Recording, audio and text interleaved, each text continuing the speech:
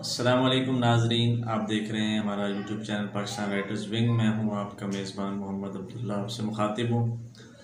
नाजरीन, ये आज आप मुझे एक नए अंदाज में देख रहे हैं और मैंने आपसे बारहा ये बात की हुई है, रिपीट हो जाती है हर दफ़ा कि मेरी कोशिश होती है कोई काम की चीज़, कोई काम की बात हो तो बंदा यूट्यूब पर वीडियो डाले, वरना कोई ज़रूरत नहीं है मुझे रिवायती यूट्यूबर बनने की, ना ये मेरी कोई मजबूरी है। लेकिन कुछ लोग ऐसे हैं जो इंतहाई मुझे मजबूर करते हैं, मोटिवेट करते हैं इतना कि मुझे आप दोस्तों के सामने किसी न किसी हाल में आना पड़ता है, बैठना पड़ता है। उनमें एक साजिद बलोच साहब हैं जो हमेशा मेरा सर खाते हैं कि जी कारी साहब वीडियो आप डाला करें, चाहे जो मर्ज़ी बोलें।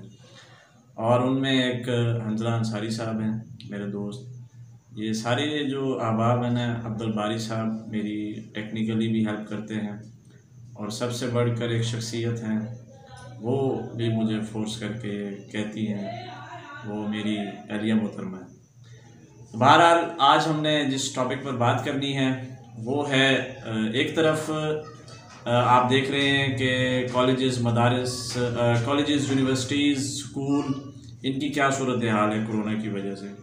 कोरोना एक हकीकत है, उससे भी इनकार नहीं है, लेकिन उसका हरगिज़ मतलब ये नहीं है कि आप मुल्क के निज़ाम तालीम को मफलूज कर दें, बिल्कुल ही ये सिस्टम एक गैर फ़ाल हो जाए और नित नए इख्तरात, अजीब व गरीब आप तजर्बे करें इसमें। एक तरफ ये निज़ाम है जिसे जनाब बड़ा डेवलप और महज़्ज़ब तरीन निज़ाम करार दिया जाता है, दूसरी तरफ हमारे पाकिस्तान में जो निज़ाम तालीम है उसमें दीनी मदारिस हैं, तो उस पर आज मैंने बात करनी है। दीनी मदारिस के अंदर वफाकुल मदारिस का सेटअप है, जिसमें वफाकुल मदारिस अल-अरबिया, वफाकुल मदारिस सल्फिया, तंजीमुल मदारिस और इसी तरह दीगर राब्ततुल मदारिस है। इससे दीगर भी वफाक मौजूद हैं, कुछ नए वफाक भी सामने आए हैं, और वो एक अलग पॉइंट है, पूरा एक टॉपिक है नए वफाक का। बल्कि आज जो बात करनी है वो ये है कि हम अक्सर ये बातें सुनते हैं कि जी यूनिवर्सिटी का पेपर आउट हो गया, तो लेकिन उस सूरत में होता क्या है?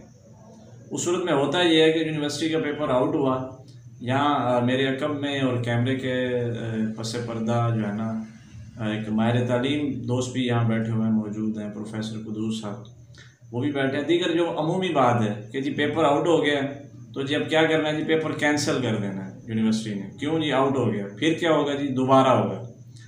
लेकिन सिर्फ एक इत्तला चली कि जी वफाकुल मदारिस अल-अरबिया का पेपर आउट हो गया, तो फिर देखें हुआ क्या है। वफाकुल मदारिस अल-अरबिया के इम्तिहानात हो रहे हैं, ख़त्म हो चुके हैं आज जब ये वीडियो आपके पास आएगी, और उनका सेकंड लास्ट पेपर था।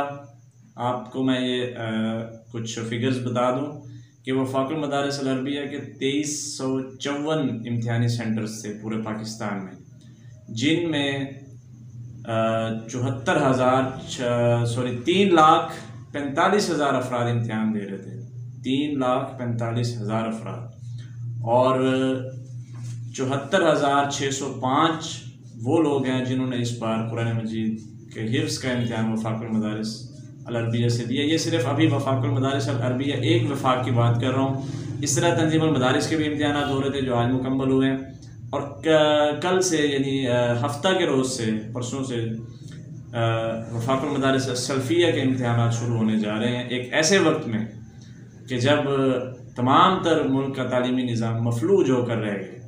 तो ये होता है मॉडल। हम बड़ी तनकीद करते हैं मदारिस पर कि जी मदरसे ये, मदारिस वो, मदारिस का निज़ाम फ़लाँ।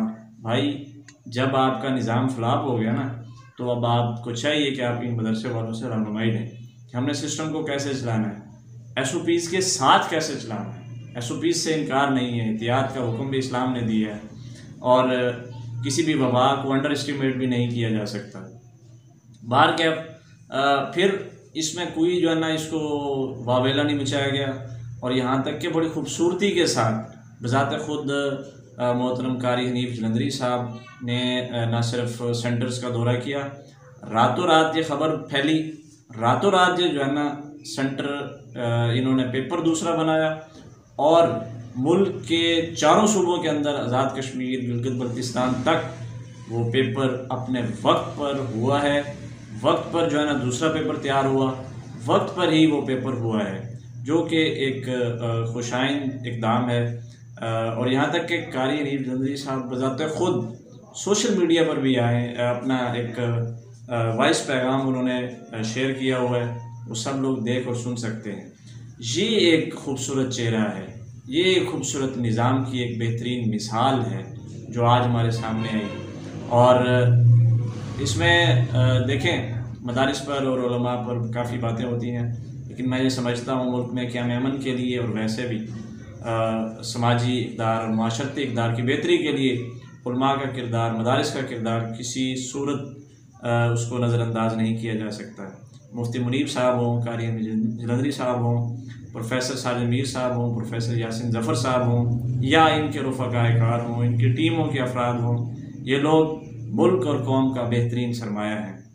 अभी हफ्ता के रोज़ से वफाक़ी मदारिस सल्फ़िया के इम्तिहानात शुरू हो रहे हैं, तो ये आज की मुख्तसर सी हमारी कारगुजारी थी कि तनकीद की बजाय मदारिस के निज़ाम को आप देखें वो किस कदर डेवलप हो गए हैं, और खुदारा तनकीद का ये सिलसिला बंद होना चाहिए, बल्कि मदारिस को आपके तालीमी निज़ाम से मिलजुल कर इस्तेफ़ादा करना चाहिए। और आपको जहाँ आपसे सिस्टम कंट्रोल नहीं हो रहा, वहाँ आप दीनी मदारिस से रहनुमाई लें, इस्तेफ़ादा हासिल करें।